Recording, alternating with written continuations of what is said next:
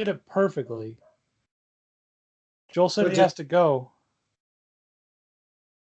I know that Joel has to go. That's why in the next 2 minutes, we got to open the show and get him to weigh in and talk crazy about this profit sharing agreement between USPSA and Foley. You know what I mean? Anyway, it is Practical Shooting After Dark. On deck tonight, we have Mr. Park. What's up, Doug? Mr. Hopkins. Hi. And Mr. Kim. Hi. So anyway, I thought I teased it pretty well. Matt, I think that this rumor that I've heard, I mean, it's a little more than a rumor, but the rumors that we've all heard about this 10% profit sharing agreement, based on the financial documents that I put on Facebook for the org, a few weeks ago. If you go through there, it is interesting to note that the organization made $300K in profit, and then Foley was bonused exactly $30K. So $30K is exactly 10% of $300K. It is weird. Yeah, the math checks out. So I guess it's real. It's a real thing. So I wanted to talk about it. What a profit sharing agreement means for a nonprofit organization. And I mean, I don't think there's any other way to put it. If you look at the problems that you guys had at Nationals, where you don't have any food to eat, and no porta potties to shit it in if you did. You know what I mean? That is true. I can't help but think that has something to do with putting money in the right people's pockets, if you know what I mean. Yeah, so, I mean, the rumor also went around at the match that CMP was cheaper than Frostproof, or Universal was charging a ton of money to host the match there, right? So, like, if we look at if every decision is based on how much profit the org makes, and then that is a 10% in someone's pocket at the end of the year. Yeah. It makes sense why some of these decisions were made, right? Like, sure does. Let's allow flashlights in all the guns to get more participation, right? Right. I mean, it almost seems desperate at this point. So, right. I mean, the whole picture has been coming into a lot more focus recently, I think, Matt. Not just for us, but I think for a lot of people. So also on the same thing, like just thinking back on what the presentations were in the BOD meetings, like the in-person one, like everything is about revenue. Yes. And how much money is coming in, right? Yes. Mm-hmm. And now there's one thing we know about 2020 is not as much money was coming in. That's correct, yeah. It went down, and that would explain the freak out. The freak out? I mean, well, I think leadership's been under some pressure. Let me put it that way. Not making as much money. Some rule changes aren't very, very well received. There's some criticism. A lot of people are. I mean, this isn't the only podcast that's critical of USPSA right now. No, not at all. There's been several that have come out and not super happy with the current rule changes or anything. Like, that's the most recent one, right? Yeah, but that's like one more thing in a long line of.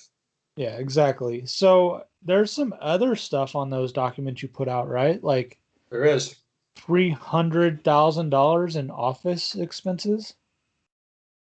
Yes, that seems like a lot. Like, I'd be interested to see how many office stuff they could buy for $300,000. Like, how many pens and stuff is that, right? Well, this is where a lot of people are like, hey, Matt, you don't know what you're talking about. You don't understand how this stuff works. Blah, blah, blah. What do you know about running an office or running a business? I mean, like buying stuff for a major you mean like so for like your job, Yeah, I don't know what office costs. Well, while you guys solve the world's problems, I've got a meeting I have to attend. Saved by the bell. Have fun. You weren't really safe, Joel. Are you gonna say anything spicy or what? No. Fine. Later, hater. Lots of Alienware laptops, right? What a loser.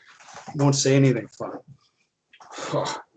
So yeah, like the $300K in office expenses. Also, wasn't it something like $500,000 plus in travel expenses? It was a pretty big number, yeah. Yeah, so. But then you start thinking like, hey, if you're getting paid mileage in hotel to drive 3 states away to go to club matches, you know, That and can you, add up. That's like 50 something cents a mile, right? yeah, I mean, if there were a few employees like going hard on the travel expenses, I mean, I could tell you what my travel expenses are in a year, and it'd blow your mind. Like pre-COVID, it's, I mean, just myself, like I spend a lot of money on fucking travel, so So is I that what understand it they goes had pretty fast. out of control then? Um, I don't know, but I wouldn't know who they're paying for. Let me put it that way. Right. So Like if that's just like office people and like whatever the area directors get like 5 grand each a year or something like that. yeah, I So think that's that's 40 right. right there. And then they just have to pay to move the office people around. Yeah, it sounds like a lot to me, but I don't know exactly who and where they're moving to, but it sounds like a lot. So most orgs that I've seen or like been a part of have a policy about like what is considered business travel or what's considered reimbursable. I'd be Mhm. interested to see if USPSA has something like that on file. Yeah, well, that's another thing we've talked about. They should. I mean, and They definitely should, right? they should update their ethics policy so we don't have guys shooting free guns or ammo like USPSA employees using that stuff because it doesn't look right. It's all the optics of it, right? Yeah, it's The not good. compounding optics of everything. Yeah, that's a good way of putting it. But anyway, um, the more we learn, kind of the more interesting it is. And I've found it all very interesting the last few months. Yeah. There's been a lot of information come out recently, right? There has been. There's a lot of very interested people that have actually started digging to the point. And Matt, actually, this brings up another thing. Yeah. Um, a lot of people, this isn't just me, a lot of people are like, hey, we need some new board members. Yeah, All right. for sure. It's not a straightforward process to run for the board, is it? At So least it is not. you've so why don't you talk people through that in case they're curious how that So works? two areas are up for election every year, right? So every year, an area, like two different areas are up for election, right? And it rotates around till all of them are up, and then the president's every 4 years, right?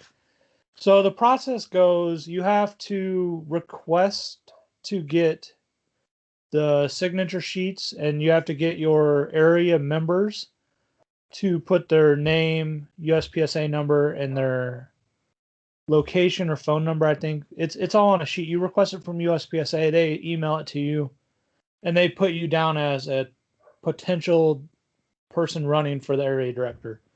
Once you get those 50 signatures or whatever number is required, I think it's 50.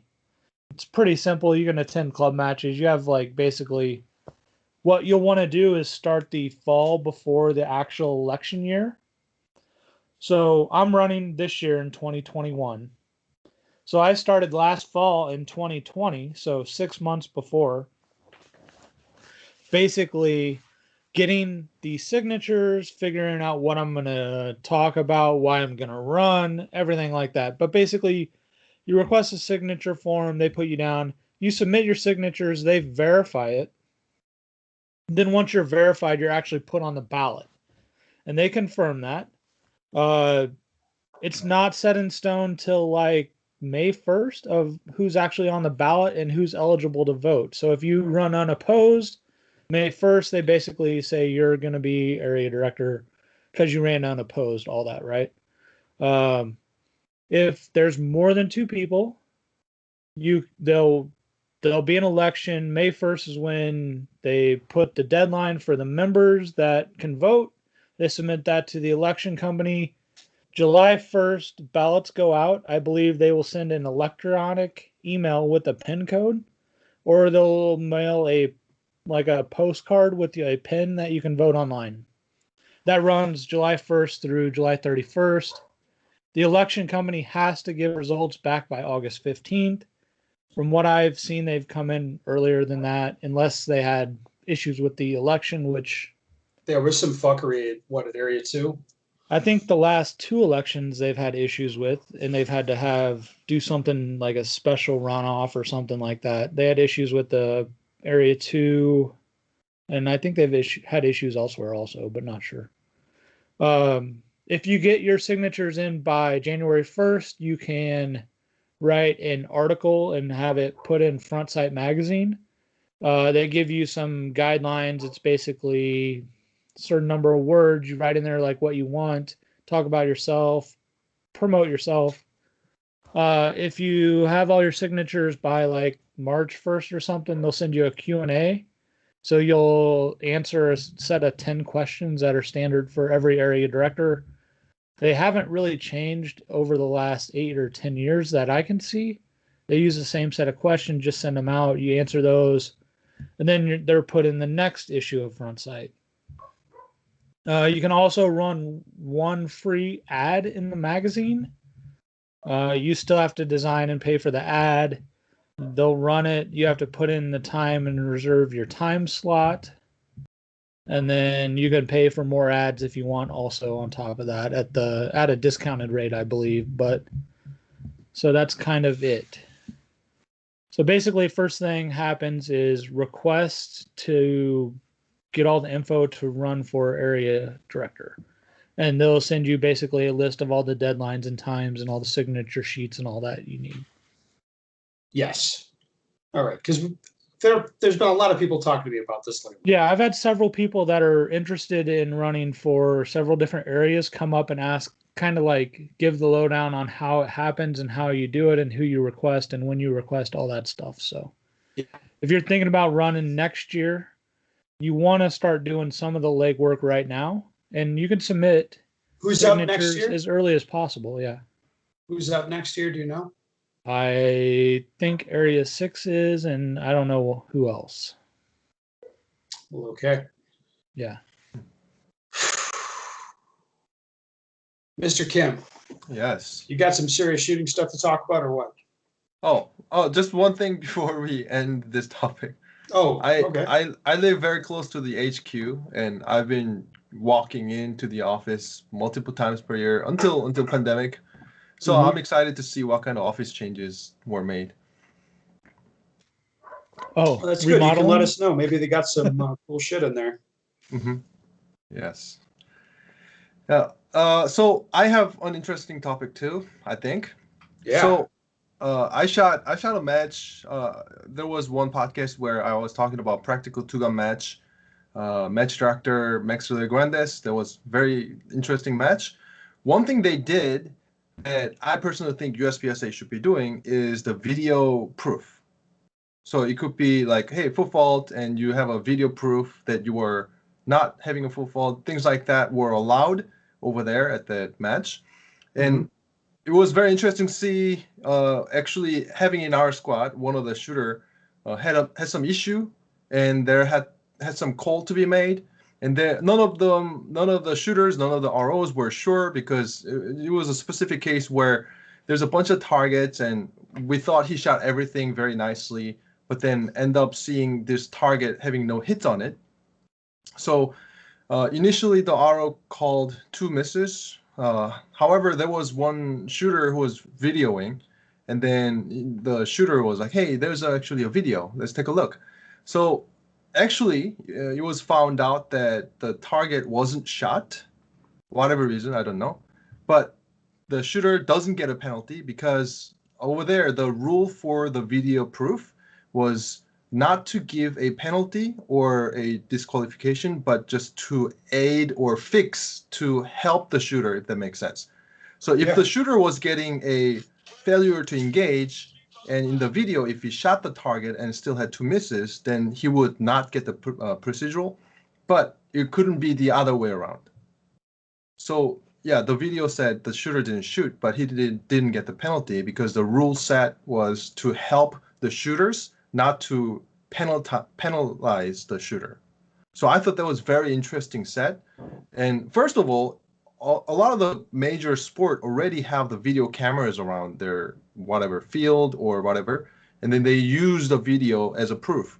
And I thought that was very good for first using the video, and second actually protecting the shooter or helping the shooter to get it better call, if that makes sense. Yeah. So the shooter still got two misses, but I thought he that didn't was get the FTSA, right? he didn't get the FTSA. Yeah. So where the ROs thought he shot at it, right? Everybody thought, because it was kind of an obvious position where it was like 2 target here and a little bit of transition and 2 target there, but it ended up having 1 missing, not shooting at all. So everybody thought he shot it because he hit the position. Mm-hmm. So it was just a knowledge thing to use, like, to help with. Right, but next the matches or interesting thing whatever. is the RO Yeah. couldn't, Mhm. stick it in him, so to speak. Do you see that changing at some point? Like, do you see USPSA adopting this? So To have that, we're gonna have to have some leadership change, right? Because this rule, video proof rule, is not about revenue. It's actually about aiding the competitor. What if we paid to have video review? Do you think they'd do it then? I think they would. Yeah, like Good I don't know, idea.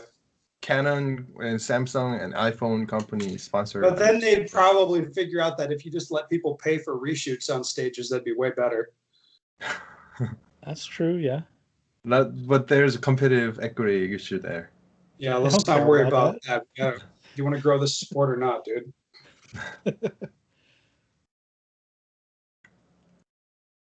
Yeah. All right. Time for a question. Yes. Good day, gents. What are the best live fire drills I can do with 1 target on an indoor range? As I am limited to range access, drills that require multiple targets are a no-go. All right. Any ideas for single target? Yes. There's multiple drills, but given that right now ammo is kind of short, so triple bill drill is probably not going to be the best situation right now for everybody. So what I would recommend is very good drill, doubles and confirmation drill. Those 2 drills are not crazy round counts, but I think it's just single target and you can just work on it. Confirmation drill is 1 shot basically per presentation or transition. So that's a good one. Doubles, I think everybody loves it anyways. I shot a lot of rounds through doubles when ammo was available. Yeah. Mhm. Well, aside from just doubles, I think what he could do, could do confirmation drill where, your target's just that single target, but you aim your gun off to the side and then at the tone, you look at the target and then transition the gun onto it and engage it and adjust the distance and learn to apply different aiming schemes. I think that would be very helpful. And you could for sure do that at the indoor range. Yep. Yeah.